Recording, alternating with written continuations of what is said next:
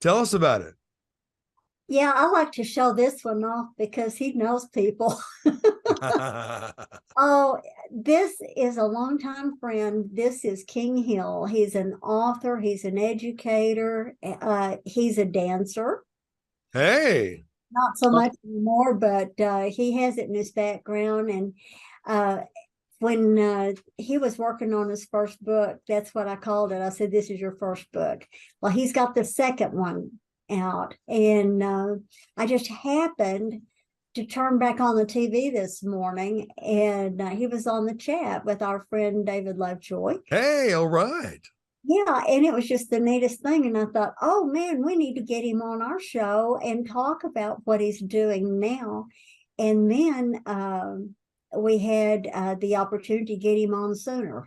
So anyway, this is my dear friend Brant Fricker, and this is my dear friend King Hill. What a Ta-da! great name. I mean, hey, King of the Hill. You did better than I did. I got Fricker, but Well, when I, when I was a school teacher, I caught no end of jokes about King Hill, King of the Hill. wow, excellent. Tell us about your book. I'm excited to hear about that. Well, briefly, the title is Under Patchouli Skies, like the incense patchouli, and it reflects the time of the book. It happened in 1970. Yes, it's very autobiographical by nature. It's a sequel to the first book, which is titled The Butterfly Decision. And the publisher said, we want to know what happened to your main character, the protagonist. What happened? And I said, well, he is me. And he ended up going to college and being a disc jockey, and in the 1970s, becoming what they called a god on the FM radio. Wow. And this is about that time period, the turbulent, exciting 1970s, all that was going on, Kent State, hippies, great music, and the lifestyle. And so that's what the book is about. If people want to know what happened in the 70s, this will give them a good taste of it. Well, Wow. even if they lived in the 70s, they might not remember. Well, yeah, I was about to say that the book may help them actually remember what they missed while they were in the 70s. Well, it was an exciting time to live. And, thematically, this book deals with a theme that I kind of carry forth a lot, and that is finding your passion in life, finding your purpose, and finding how you can contribute. And so it takes the character through love, loss, redemption, uh, exciting times. Now, this may be a challenging question there, Author Hill, but if you could sum up the 70s in a sentence or what you took away from it, what would you say? How would you describe that? I would use that song that says, live for today, Uh-huh. live in the moment, experience everything. Wow. We're seeing a resurgence of fashion. I mean, I remember people saying, man, they'll never wear 80s clothes again. Because that was my time, 80s, and I love the 70s too, but oh my gosh, you're seeing it everywhere. Everything's cyclical, but I have to say, in my personal opinion, the best music, 60s, 70s, 80s, in my opinion. I mean, after that, it seemed like we just kept repeating, but I may be wrong. Who is your favorite band in the 70s there, Mr. King? Oh my goodness, there's a lot. Joni Mitchell, Oh, the yeah. famous singer who's recently been honored so much. Crosby, Stills, Nash and Young, Iron Butterfly. Okay, a big one that plays a group that plays big in the book is Jefferson Airplane, Oh, yeah. and the song White Rabbit. Oh, my gosh. No kidding. That Uh, song can encapsulate the whole 70s, can it? In Pretty the much. late Uh, 60s. Okay, so Butterfly, there's a rumor that he wasn't saying Inagata Davida, he was saying in the Garden of Eden, but he was so stoned that it came out Inagata Davida. What do you think the truth is? that is exactly the truth. It's not a rumor. It's not a rumor. That's what happened. It wasn't in the Garden of Eden. I had the pleasure of interviewing a lot of people when I worked in radio. One of them was Don McLean, who wrote American Pie. Oh yeah, yeah, yeah. So in the interview, I went verse by verse on my conjecture, and he confirmed, you know, that was right on. To use a pun, that was a big phrase in the That was '70s. right on, man. Groovy. And oh yeah, so there was a lot of things that happened in the '70s, and being involved in radio at that time was quite the adventure because radio disc jockeys at that time had a really direct relationship with their listeners. Right. Mhm. And they're And artists too. I mean, lot the artists would always, tour their albums, and some are better than others, but you, yeah. I would say you've already read the book because a big part of it takes place at a fictional record convention where the honoree is this young college boy who's a hit as a disc jockey, and what takes place at the convention, how that impacts his life with his girlfriend, how it impacts his life with other characters. And I've carried over characters from the first book, like my Irish grandfather. And so he plays a There big you part go. in this book. Hmm. That's neat. Wow. Well, Uh, Ken, I, I'd also like you to know that Brant is also an author.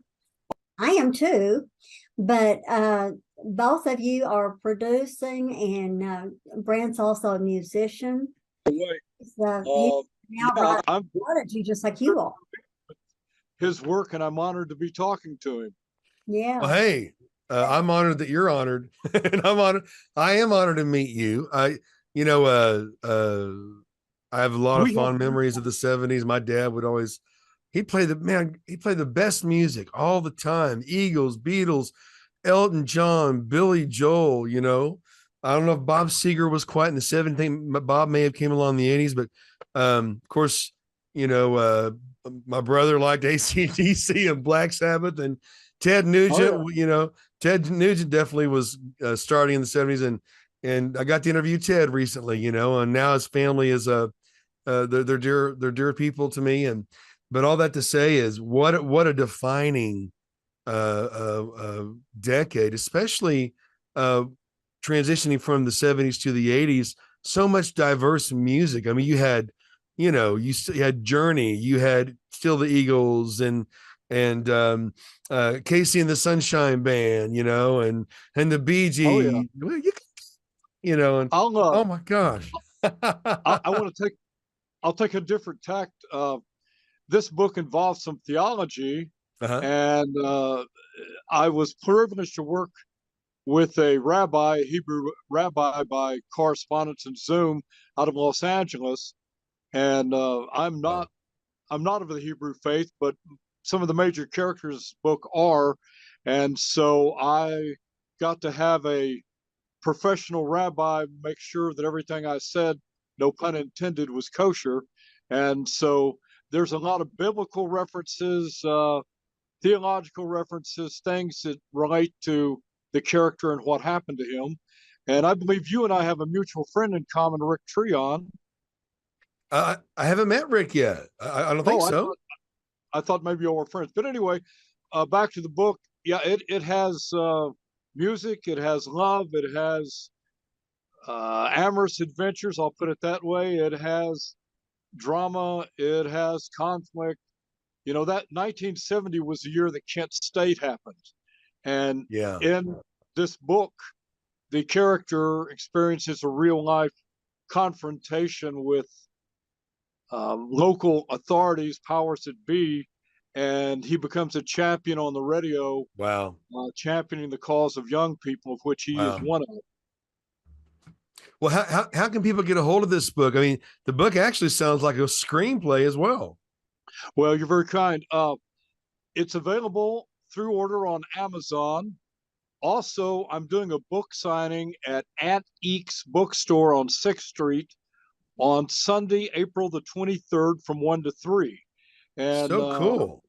yeah, I'd invite everybody to come by. In fact, anybody who comes by, whether they get a book or not, I have ordered a lot of buttons from the '70s, with peace, love, right out, right arm, left arm, Right. all the jokes of the day, and we'll be happy to hand everybody a free hippie button they can wear.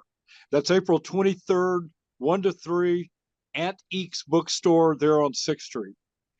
That's fantastic. DJ, what cool friends you have. And now King Hill, you're my friend too. And I'm Well, excited to learn more about you and I, hear your I stories. thank you. And I don't want to be self-promotional, but I'll share a secret with you guys. It will no longer be a secret.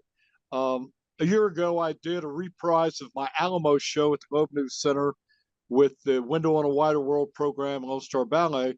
Well, I've been commissioned to do a new show on Chief Quanah Parker, the Comanche chief, that will take place the end of January and early February.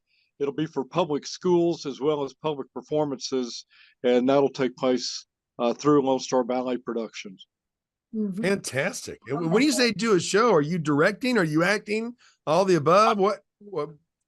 I'm writing it and co-directing it with Roxanne Seaton from Lone Star Ballet, but it will have narration, it'll have dance, it'll have music, it'll have a lot of the elements like we did with the Remember the Alamo show we did for students, and it's written to fit the curriculum for Texas history, just like I did with the Alamo show. So it's written specifically to help students understand what happened. And DJ can share with you at some point, my family is very close. We're adopted Comanches. My father was the one who did all the bronze statues of Chief Quanah Parker. I knew Quanah's eldest son growing up, Baldwin Parker. I knew two of Quanah's daughters, Alice Parker Pretty and Miss Birdsong. They'd come to our home and stay. We'd go to Oklahoma and stay in their home. Wow. So I'm bringing a lot of background to the story, hopefully. Wow. What a treat. Author King Hill. Thank you so much, DJ. You're welcome, partner. Thank both of you very, very, very much. Thank you, DJ. You're Thank you, partner, too. You're welcome, partner, too.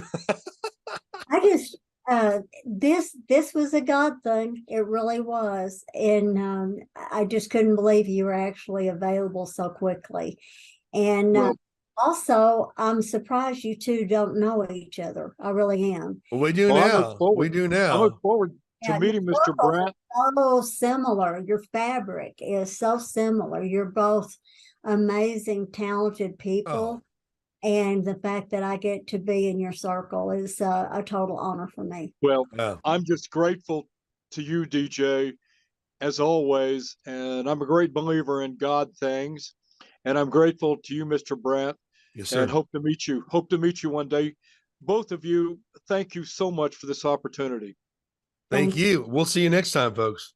You have captured beauty in the dust, Bob. How'd you do that? Well, it just was, I was very fortunate to get out there, and we got a good windstorm that came in, and it's right before it got to where you could not see it at all.